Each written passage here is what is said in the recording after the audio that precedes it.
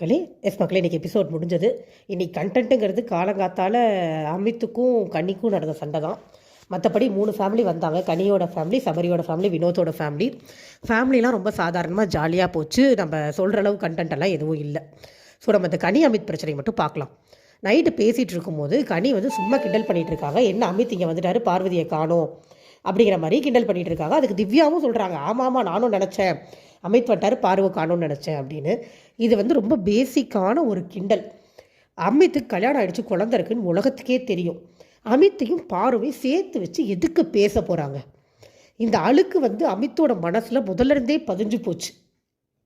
இதை பார்வதி கேஸாக எடுத்துகிட்டு வர்றப்ப இவர் கத்தலை, சண்டை போடலை, எதுவுமே பண்ணலை. இவருக்கு அவ்வளோ தூரத்துக்கு அது வந்திருக்கக்கூடாது அப்படின்னா அவர் அப்பயே பெரிய சண்டை போட்டிருக்கணும்ல. அவர் அதை பெருசு பண்ணாததுனால யாருக்கும் அது பெருசாக தெரில. கோர்ட்டில் போய் எடுத்துகிட்டு போய் அட்ரஸ்லாம் பண்ணி பேசினாங்கல்ல, அதனால அது அவங்களுக்கு பெரிய விஷயமா தெரில. அப்படி ஃபர்ஸ்ட் ஆஃப் ஆல் அதை இன்டென்ஷனாகவே சொல்லலை. அப்பையும் அவர் சொல்கிறாரு, பார்வையிலலாம் பேசாதீங்கன்னு. அவங்க காமெடியாக தான் பேசிகிட்டு இருக்காங்க அவங்க ரொம்ப நேரமாக. அதனால இவர் என்ன சொல்கிறாரு பாரு அப்படின்னு சொல்லி சிரிக்கிறாங்க. அவ்வளோதான். சிரிச்சு ஓகே பேசலை அப்படின்ட்டாங்க. மறுநாள் காலையில் மறுபடியும் இவர் தான் அந்த டாப்பிக்கை எடுத்துகிட்டு வராரு. காலையில் கடி ஏதோ வேலை பார்த்துட்டு இருக்கும்போது ஏதோ பால் எடுத்து வைக்கல, பாலை எடுத்து உள்ளே வைக்கலான்னு சொல்கிறதுக்கு இவங்க கூட தான் பாரு கூட வரலன்னு சொல்லி பேசுகிறாங்க அப்படின்னு சம்மந்தம் இல்லாமல் ஒரு டாபிக் எடுக்கிறாரு.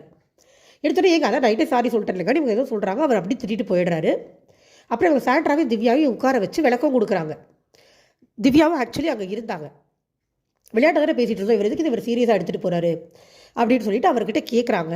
நீங்கள் இப்படி பண்ணுறது தப்பு சார், நைட்டு பேசியாச்சு, சாரி கேட்டாச்சு, காலையில் நீங்கள் மறுபடியும் எதுக்கு அந்த டாபிக் எடுத்துகிட்டு வரீங்க, நீங்கள் பேசாதீங்கன்னு சொன்னீங்க, நான் சரின்னு சொல்லிட்டேன்ல அப்படின்னா நீங்கள் சிரிச்சுக்கிட்டே சாரி சொல்லிட்டு போனோம் அப்படின்னு அவர் ஒரு மாதிரி ஃபேஸை பயங்கர ரூடாக வச்சுக்கிட்டு பயங்கரமாக ஒரு மாதிரி பிஹேவ் பண்ணார்.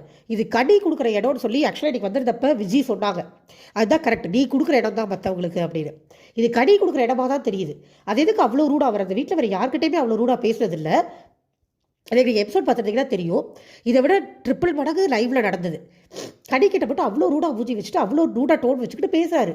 கனி சொல்கிறாங்க, சார் இங்கே பாருங்க, இந்த மாதிரி ஒரு இதில் நீங்கள் எடுத்துக்கிறீங்க, நான் நினைக்கவே இல்லை. ஃபர்ஸ்ட் ஆஃப் ஆல் சாதாரணமாக நீங்களும் கிண்டல் பண்ணீங்க, அதனால நான் கிண்டல் பண்ணேன், நீங்கள் ஸ்பேஸ் கொடுத்ததுனால நான் பதில் சொன்னேன், இல்லை நான் எதுக்கு உங்களுக்கு தேவையெல்லாம் நோட்ட போகிறேன், நம்ம இடமே இந்த கிண்டல்லாம் பண்ணிக்க வேண்டாம் அப்படிங்கிறாங்க. அவர் அப்பயே முடிக்க மாட்டேங்கிறாரு. நீங்கள் அப்படி சொல்லியிருக்கக்கூடாது, தப்பு, அதுக்கு சிரிச்சுக்கிட்டே சாரி சொன்னால் சரியாக போயிடும் ஒரு மாதிரி வாக் பண்ணுறாரு. லிட்டரலி வாக் பண்ணி காமிக்கிறாரு கனி பண்ணதை. அதுக்கப்புறம் திவ்யா சாண்ட்ராலாம் எடுத்து சொல்லி தான் அவர் வாயை அடைச்சாங்க. உங்களுக்கு அப்படி சிரிச்சு சாரி சொன்னது பிடிக்கலன்னா அங்கேயே சொல்லியிருக்க வேண்டியதானே, எதுக்கு மறுநாள் காலையில் எடுத்துகிட்டு வரீங்க அப்படின்னு கேட்டால் அவருக்கு பதில் தெரியல. இதில் இவர் ஒரு கேள்வி கேட்டு மடக்கிட்டாராம். இவர் நீங்கள் என்னை கூப்பிட்டு பேசியிருக்க வேண்டியதான கனி அப்படிங்கிறாரு. இவருக்கு அஃபெக்ட் ஆகிருக்குங்கிறதே கனிக்கு தெரியல. காலையில் அவர் சொன்னோடனே அவங்க கூப்பிட்டு அட்ரஸ் பண்ணிட்டாங்க. அதுக்கு முன்னாடி அவங்க என்ன கூப்பிட்டு அட்ரஸ் பண்ணணும் எனக்கு புரியலையே, கிண்டல் தான்